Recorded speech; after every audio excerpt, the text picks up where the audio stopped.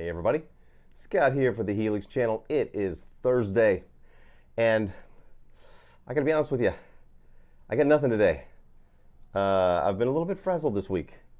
I've got gigs coming up I don't really feel prepared for, so I'm having to go through all my presets and make them all, Parker Nitefly compliant, let's say, because tonally this guitar is very different from that guitar or the Strat or the once glorious JTV 59. Oh, it'll be glorious again, don't you worry. We'll get that gold top happening and it'll be a peach again, but it'll be on a hardtail again. Lesson learned. Telling you. Anyway, so I'm going to go through all the controls on this guitar, how everything sounds. I'm going to use my one of my 8 snaps presets, my Orange, which has acoustic sounds, clean sounds, low gain crunch, and high gain crunch sounds. Shall we?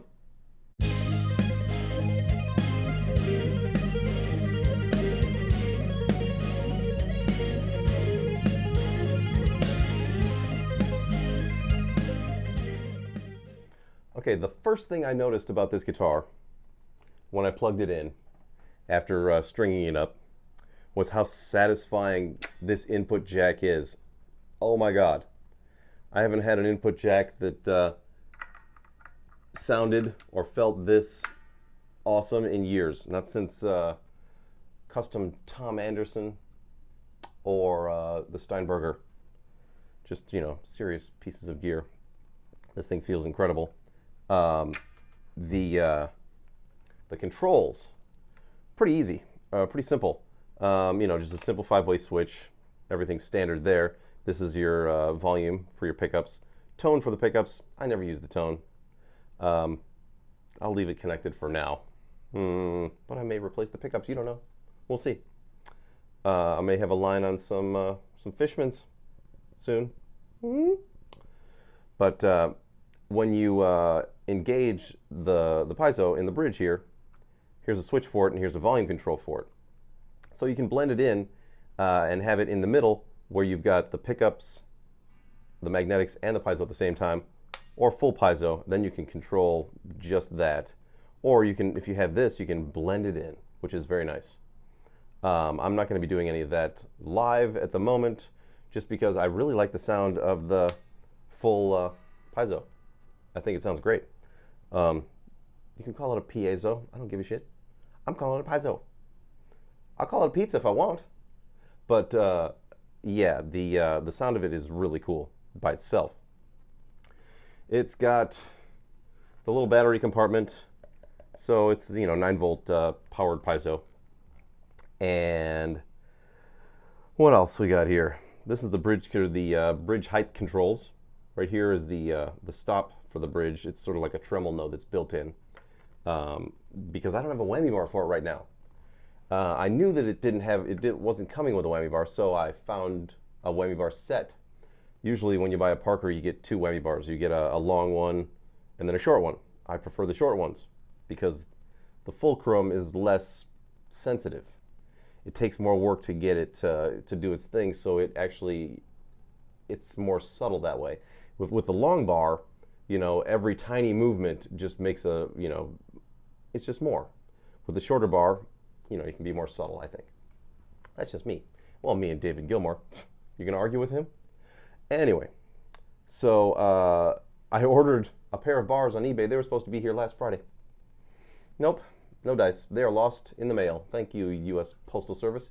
You fucking losers. I've had more shit lost while living at this address by the post office in the past 10 years than everything else I've ever ordered from UPS, FedEx, DHL, you name it. The Postal Service has screwed me time and time again. So, yeah. So hopefully they'll be coming soon. I strung it up with some 9s, and I'm really liking the 9s, although I'm probably going to go to 9.5s. I've got to order some Kurt Mangans. The only thing I had before were Mangan 10.5s and some Ernie Ball 10s, and the 10s didn't fit in the nut, so it's just everything on this thing just feels really cool. Everything is super solid. The neck joint is really cool.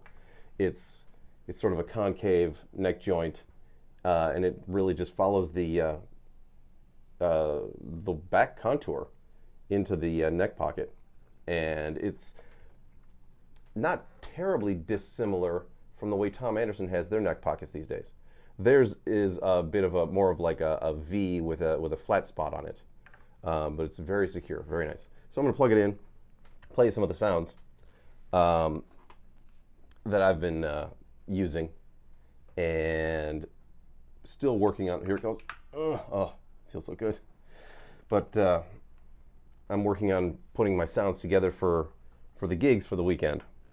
And here's the acoustic sound I'm going to be going with.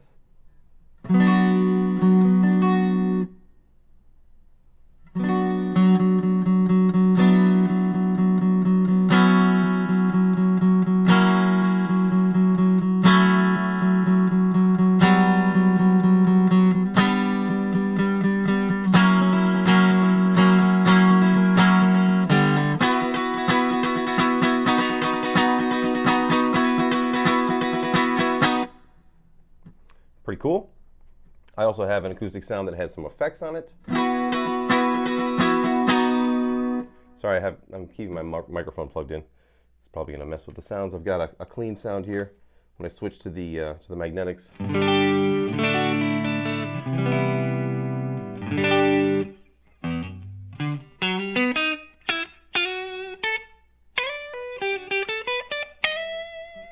so it's just a very. It'll be used for the Beatles stuff.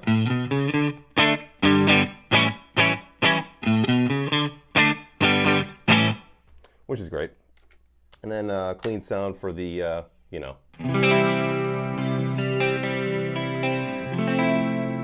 For the 80s stuff. I don't have any songs I can demonstrate with this.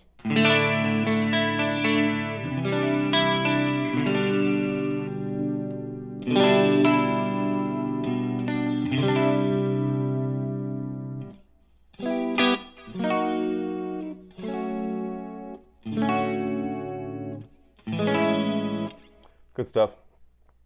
Low gain. Or, you know, I actually use this one.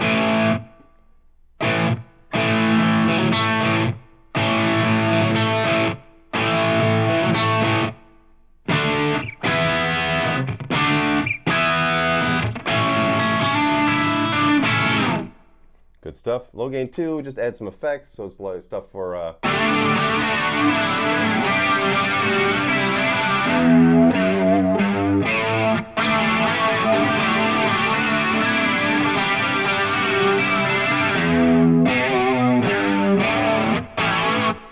something like that.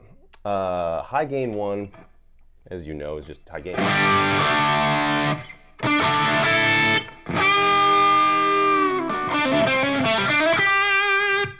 And for stuff like, I'm not sure what I'd use it for. Oh, maybe for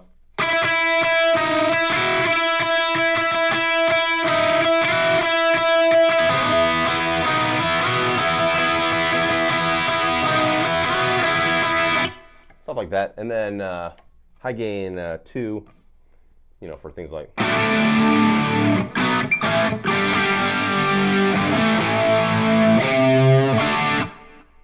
That might be a little hot.